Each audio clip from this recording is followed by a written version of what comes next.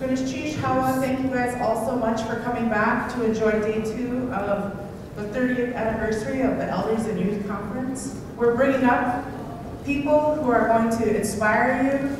Perhaps they will catalyze you. Perhaps they will challenge you.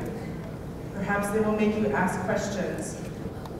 Come on up on stage is our next group, which is the Tanana 4-H group. My name is Ashley, I'm 17 years old, and I'm a victim of sexual abuse. And let me tell you something, I'm not alone. It might seem crazy, but 70% of Alaskan women have experienced domestic or sexual abuse. That doesn't even include the men and boys that are molested. 70% of all reported sexual crimes involve children. And if that took your breath away, listen to this. Alaska's rape rate is 2.5 times the national average. What is that telling us? Are we not protecting our children? No, you're allowing it to happen. It's not a secret, it might seem like it, but everyone knows.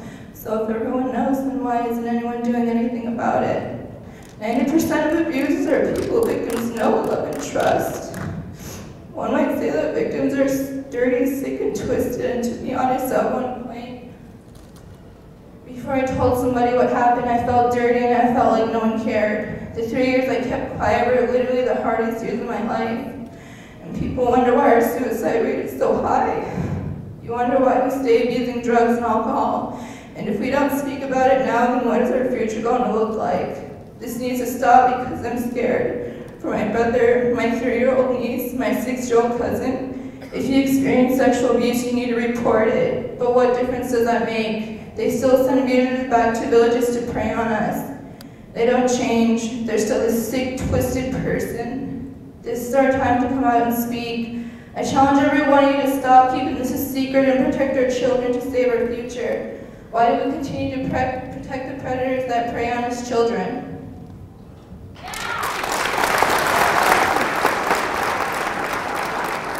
May 1st, 2014, 7 shots echoed throughout our village. That has forever changed our lives.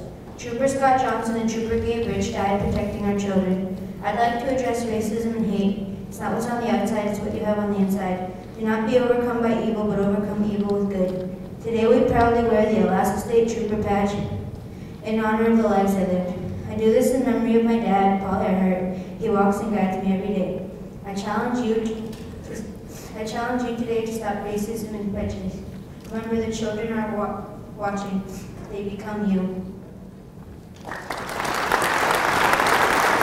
I pledge to live, honor, and protect myself from any harm, to love my life, my family, my friends, and my village. Today we stand together to stop suicide.